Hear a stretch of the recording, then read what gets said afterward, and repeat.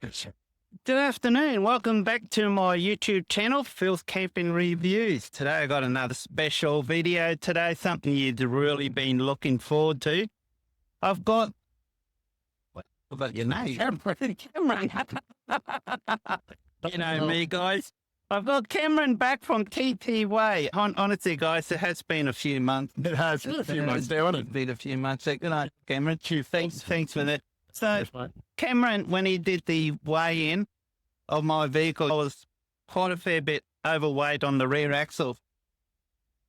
Taking everything out of the car, guys. Taking everything out of the car, change a few things around, and we're going to do a checkup now to see if I am totally 100% legal. Mate, you've done a bit of work. It's going to be as good as it's going to be, I reckon. Let's put it over the scales and see where you're at. I think so. So let's have a look and see what we got, eh? Let's do it. Okay, guys. We're progressing pretty quick here. Now, if you're watching this video, guys, I'd just like to explain that it's a good idea to go back and watch my initial first video when I got this weighed, and you'll know exactly what's happening here then. So just pause and go back to that, and then come back to watch this. And this is the results of what we've done. So we see Cameron here now is going to weigh the toe ball weight. Mass, that's it. Toe ball mass. If you remember, Phil, from last time, the most important number we do today is this one, because it impacts so much. All right, so effectively it's included in 3 compliances. All right, so it's obviously forms part of your caravan or camper weight. When you connect to your vehicle, it forms part of your vehicle's GVM. Is why a lot of people, travellers with caravans, go over their GVM when they're connected and need GVM updates. What a lot of people don't realise is it significantly impacts your rear axle of your vehicle. Roughly 1.5 times thereabout, depending on leverage and how far behind your axle your connection is. Because obviously when you connect to the back of your car, because it's connecting behind your axle, the front of your car eases and lifts and shifts some of that weight back to the rear in addition to the weight of the lift. That fact that it goes 1.5 times heavier. Roughly.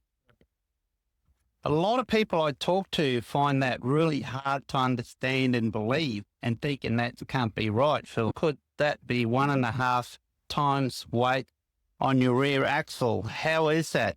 It weighs this here. Why would it be that much heavier on there? It's because of leverage. And essentially you think about all that extra weight that's being put on, and let's just assume your ball weight's 200 kilos. I don't know what it is, but let's assume it's 200 kilos. And you're putting it in behind your axles, all right?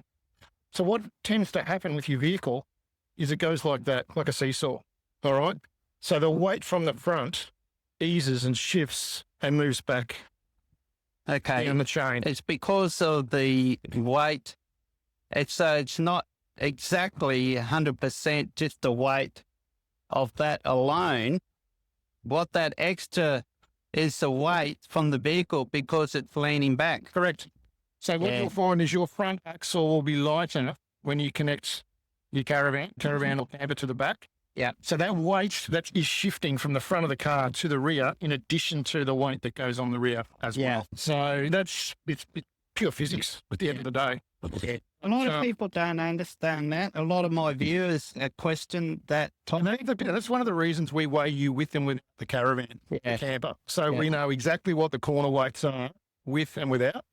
And that impact is purely and totally the toe hitch. It's something that catches everybody out because nobody talks about the rear axle. Now, what if someone turns around and says, oh, yeah, Phil, what if I just go and put stronger springs or suspension on it and level it out? Does that counteract that? It doesn't so much counteract. The effect may be slightly less than 1.5. I mean, I'm generalising 1.5 times. It usually works out around about that, but it does depend how far out from the axle that connection point is. So you find vehicles like a 79 series Cruiser, for example, where it's significant where they connect the Caravan back to 79. It's considerably very far away. Yeah, where a lot of these wagons are relatively close to the rear axle. If you've got stiffer suspension, then obviously it will impact to a degree that seesaw effect between your front and your rear I took everything out. If you want to have a look, guys, just to prove. Okay, everything's gone out of here. All right, so the fact that I've taken everything out of here, that's lessened a lot of load on this as well. But it's also probably getting my vehicle up higher. I noticed the back of rear end, how much higher it is, even when I'm towing the trailer. So that's going to assist, even that'll assist in getting the weight out. Well, the other thing it'll do is your level of your van, the level of the height of which it's connected to the back of your vehicle, it plays a part in what your ball weight is. Yeah. All right, so one of the first things we did today again was try and establish our level. So you go and adjust the height of your vehicle through adding things or taking things off or changing suspension. It has the potential to impact your height of your hitch and then the ball weight. Yeah. And then in turn your rear axle. Excellent. Thanks for explaining that. No, you're right. It helped with a lot of confusion. So now we're going to see what the ball weight is. So let's have a look, eh? I can't recall what it was last time off the top of my head. Do you know what it was? I think it was 189. 189. 90 or something. Right, let's put so you're very close. You're just going to take this off. This will be 4 kilos off. So I put the heavier fridge freezer back in there, and it's halfway between that toe ball and the rear and the axle, thereabouts. Maybe we put all the numbers together. Let's see where we're at, huh? Yep. Okay. There you go. All righty. So, you ready to see where we're at, mate? I am ready. See what's happened with your numbers from all the changes you made. There's the numbers now, guys. All righty. So, if you remember from last time, page 1 of our report's just your data and information. All right. So, got all your compliance numbers.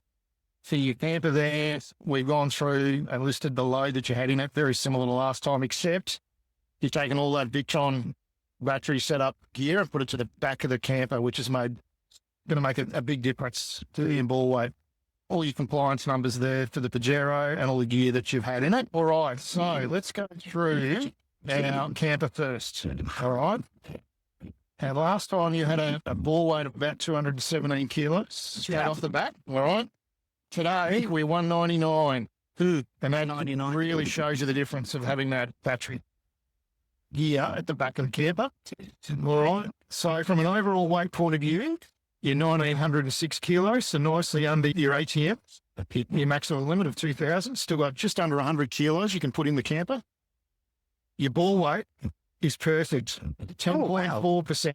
Absolutely beautiful. So those couple of changes we spoke about last time, mate, on the money. Really good. Side to side weights, almost identical as well. So you're really well balanced. Wow, that's only 3 kilos out. Side to side. So you can't get any better than that. That's pretty cool. So That's good. camper is all green and all perfect. Are these your thigh numbers? Have they been readjusted with the different weights? They have. So that is formulated in based on the actual weight of the camper. It works that out automatically. It does. Yeah, in my software it does. That's right. Yep. So if we make any changes or alter anything, then they will changes as well. Alrighty, so we'll come back to the compliance stuff. We want to do your cars. Now, we were touching before about the impact of ball weight, what it does to your vehicle. Now, one of the things we do at TTWeigh is we give you all the weighting numbers on your vehicle with and without the Caravan or the camper.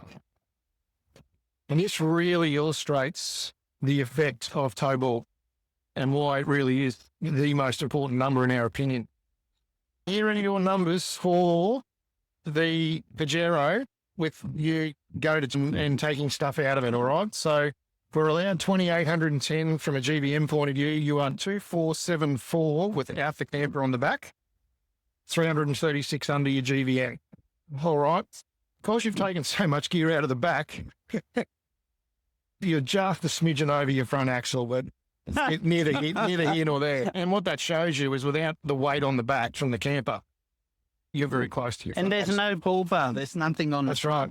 That's right. Just goes to show, doesn't it? It certainly does. So eye-opener, isn't it? Certainly is. And you can see with a lot of these vehicles when they're set up to travel, that's one of the other reasons we do this.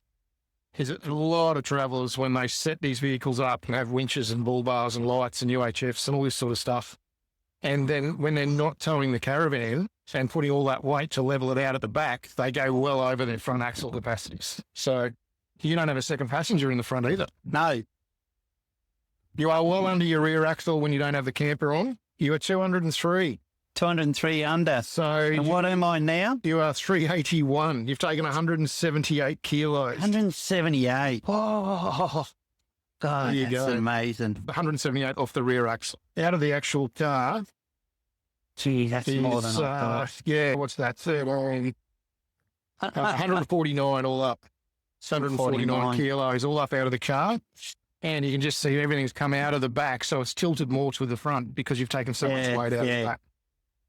She sits a bit higher in the back now, so To be expected when you take 150 kilos Yep. out. All right, so let's have a look at what happens when the the camper is attached. All right. Now remember, this is the exact same vehicle, and all we've done was put the tow hitch on the back. So you were all green, mate. All green. All right, from a GDM point of view, Wow. you've attached our 199 kilos of ball weight, and you've got 137 kilos left in the car from a total weights point of view. You're well under your GCM, of course, because you've got a relatively small camper, 2-ton. Your front axle obviously eases. So that's what we're talking about back over at the camper before. When you put that tow ball mash down onto the hitch, oh my gosh, look at the rear axle. all right, and the rear axle, 80 so kilos you've gone from under. 5 kilos over to 98 kilos Yeah. under. So there's 103 kilos in net movement of weight that's eased off the front. And roughly that 103 plus 199 has gone to the rear, roughly. All right. So you'll find it should be around about 303 kilos difference. So 381 less 80 is 301 kilos, Wow, which is your 1.5 times. that's amazing. 80 kilos under. So you've got 80 kilos left on your rear axle. That could put on there. Not that I really want to, but But you, it's you know, handy to know that you could put my clothes bag in the back there and not have to That's worry right. That's right. too much about that. That's good. You could definitely, if you wanted to take another person camping with you, when you've got the camper on, no problem, Oh, that's good to know. because you've got enough room in, because obviously their weight's going to be shared between the front and rear, and you've got enough sitting there between both of those numbers, 98 under on the front and 80 under on the rear. So no problem. You can So comfortably 2 adults. comfortably 2 people. You can, No realistically, I think you could put a couple of Yeah. bags in the back of the, Yeah, but you still have 100 kilos in the camper as well. exactly. So I've got a good setup, haven't I? Really, I must admit.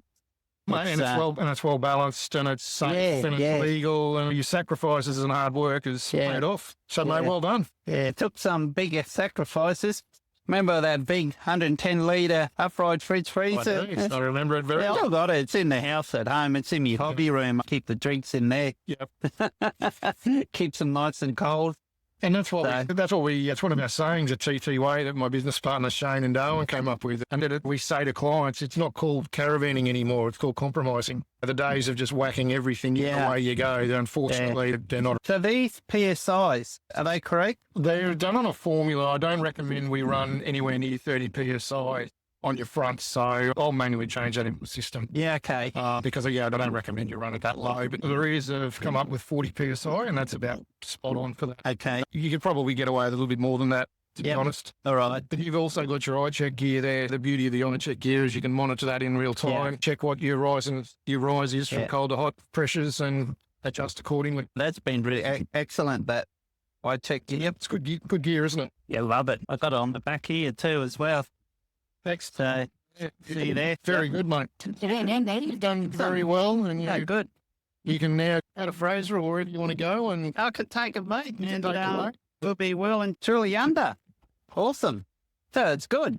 So you'll do a printout of that. Yeah, With I'll that email all this through to you. So, that's your report, mate. So you're all good.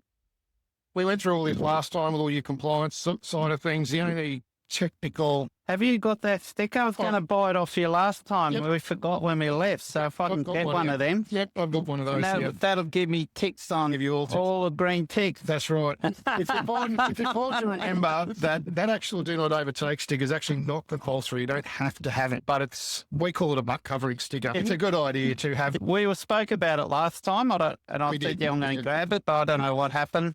We forgot at missed the that end. one. So I'll give you that. It was getting late, so and we were tired. It was And a long day, wasn't it? yeah, it was a long day. I think we were going for 3.5, 4 hours or hours, something because we filmed a lot of it Today's a lot quicker because you didn't have to explain what everything meant, GTM, all this stuff and that. So if you want to know all about that, guys, it's in that first video that I filmed when I first got my vehicle weighed.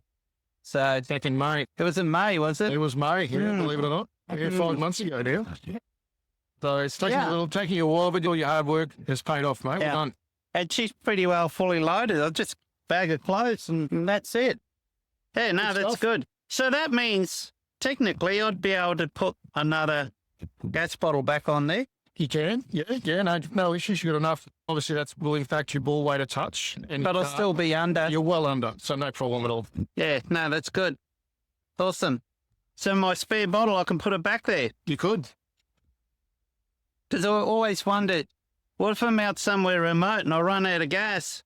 That's empty. I just turn the other one on and that's where you go. But And from a convenience point of view, that's one thing you can definitely do. yeah, Yeah, no problem at all. yeah, no, it's good. Excellent. Awesome.